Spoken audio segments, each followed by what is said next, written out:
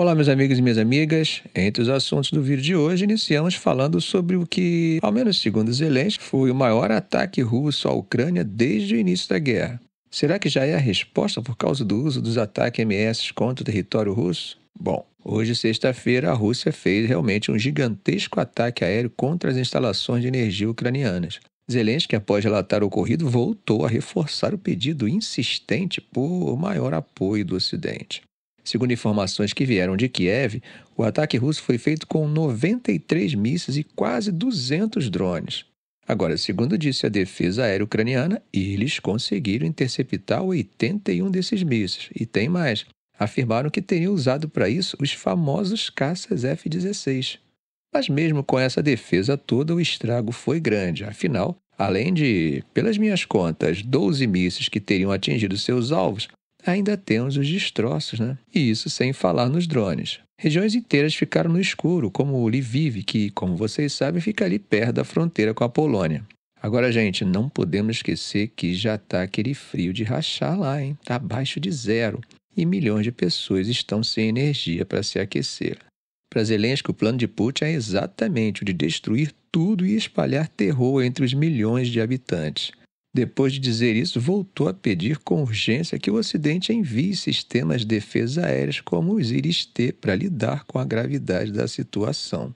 Bom, agora fica aqui uma dúvida. Será que esse ataque foi a tal retaliação? Afinal, o ataque veio logo depois de a Ucrânia usar aqueles mísseis americanos ataque MS para atingir uma base militar russa. Enquanto isso, os combates no leste da Ucrânia continuam pesados, com a Rússia ganhando terreno no Donbass.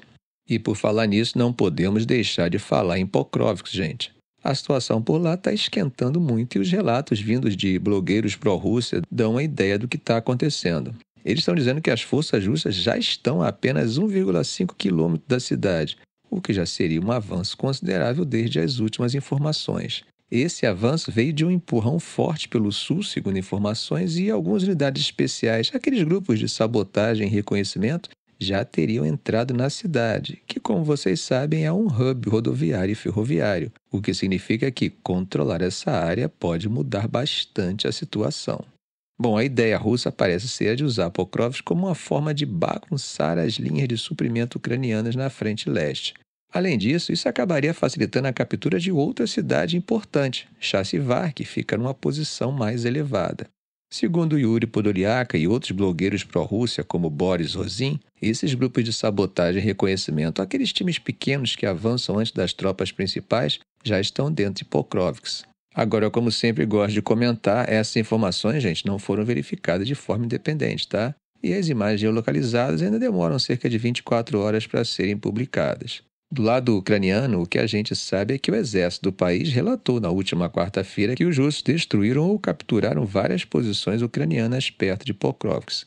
Por enquanto, Kiev não deu nenhuma declaração oficial sobre os avanços mais recentes, mas, pelo andar da carruagem, a situação parece realmente crítica.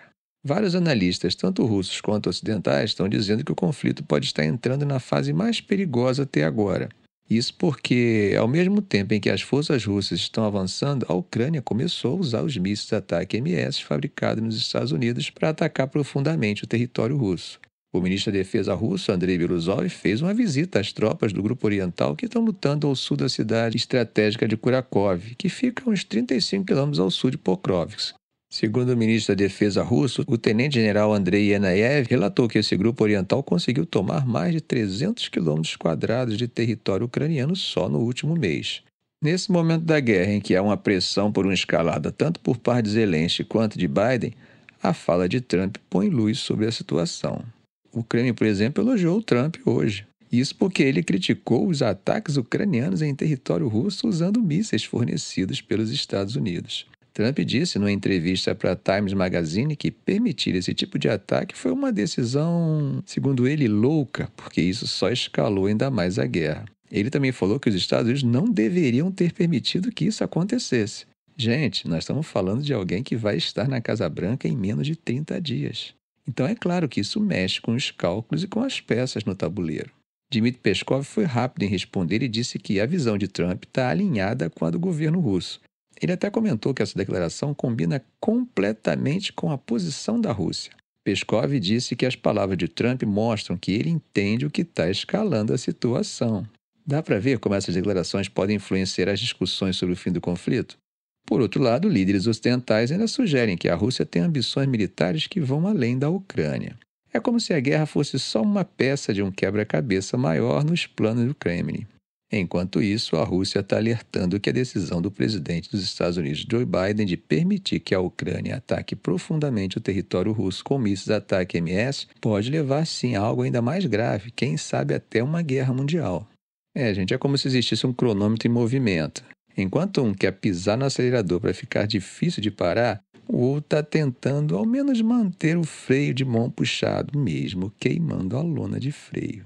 Bom, gente, atravessando o Mediterrâneo, o líder do HTS, o grupo rebelde que tomou o poder na Síria e derrubou o regime que governava o país há 54 anos, deu entrevista e contou detalhes de como eles conseguiram sair vitoriosos.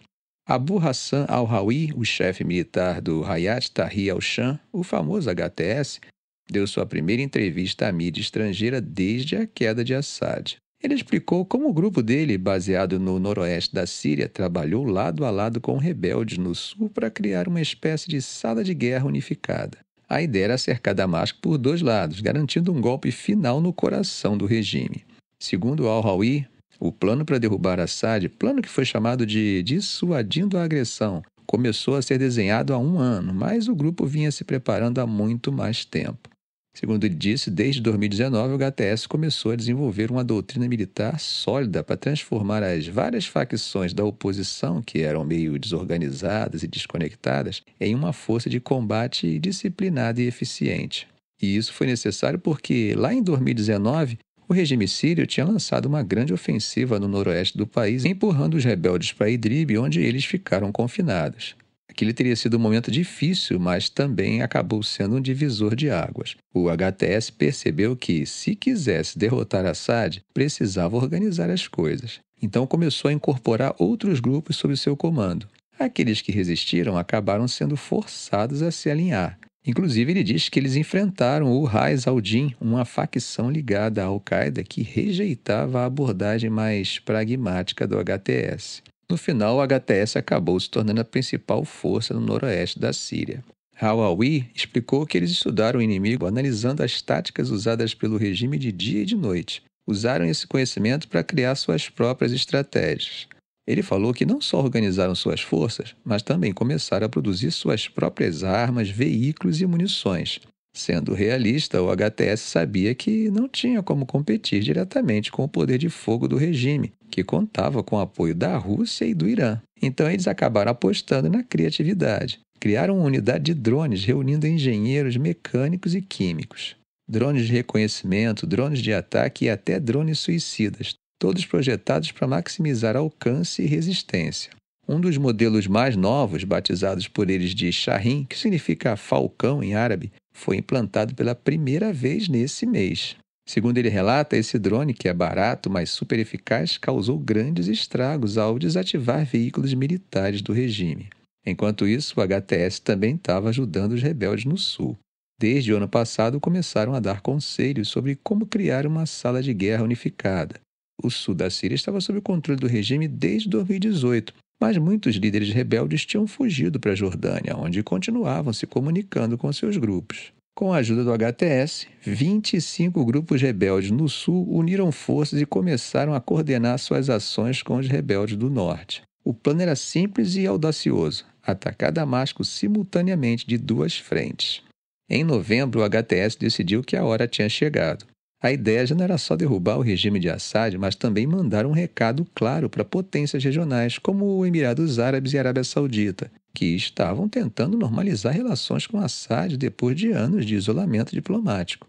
Além disso, o HTS queria acabar com os intensos ataques aéreos que vinham devastando o noroeste da Síria e aproveitar que os aliados internacionais de Assad estavam ocupados com outras crises. A Rússia, que era a principal responsável pelos ataques aéreos, estava atolada na guerra da Ucrânia. E o Irã, junto com o Hezbollah, que fornecia umas tropas terrestres mais ferozes de Assad, estavam lidando com combates pesados contra Israel. Foi nesse contexto que o HTS viu uma brecha estratégica e decidiu agir. A operação começou no dia 29 de novembro, com os rebeldes entrando em Alepo, a segunda maior cidade da Síria. Segundo eles, as forças do Hezbollah até tentaram defender a cidade, mas no final acabaram recuando.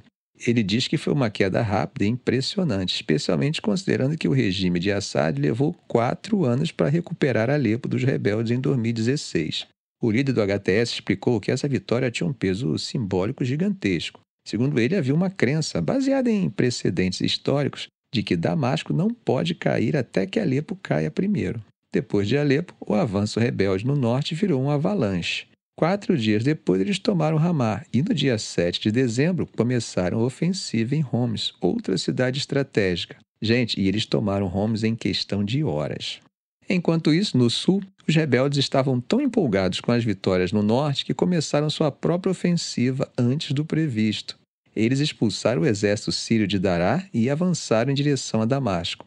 A coordenação entre o norte e o sul era impressionante, mas a velocidade dos avanços no sul foi tão grande que os rebeldes chegaram à capital antes mesmo do HTS. E aí veio o momento que marcou o fim de uma era, né? No dia 8 de dezembro, Bashar al-Assad fugiu do país, marcando o colapso do regime. Alawi, que antes da guerra era engenheiro agrônomo formado pela Universidade de Damasco e foi forçado a se refugiar em Idlib junto com sua família, disse que vai assumir um papel no novo governo civil. Mas ele deixou claro que a construção de um novo país vai ser uma tarefa bem difícil. Um dos maiores receios vem das minorias religiosas, que temem que o HTS, que é um grupo islamista, acabe impondo sua própria ideologia. E como eu sei que vocês sabem, a Síria é formada por diferentes grupos e religiões, incluindo aí até mesmo cristãos como os maronitas, jacobitas, ortodoxos gregos de Antioquia. Bom, mas sobre isso, Alawi disse que as minorias também são parte da nação síria e têm o direito de praticar seus rituais, educação e acessar serviços como qualquer outro cidadão sírio. Segundo ele, foi o regime de Assad que alimentou a divisão e que eles estariam tentando o máximo possível construir pontes para superar essas barreiras. Gente, uma coisa é uma entrevista politicamente calculada e outra é a realidade das contradições e do caldeirão de grupos que disputam o poder e, em alguns momentos, representam diferentes potências estrangeiras. É o caso dos curdos. Como vocês viram, essa semana as forças democráticas sírias, lideradas pelos curdos, receberam ajuda dos Estados Unidos depois de sofrerem ataques da coalizão rebelde que conta com o apoio da Turquia.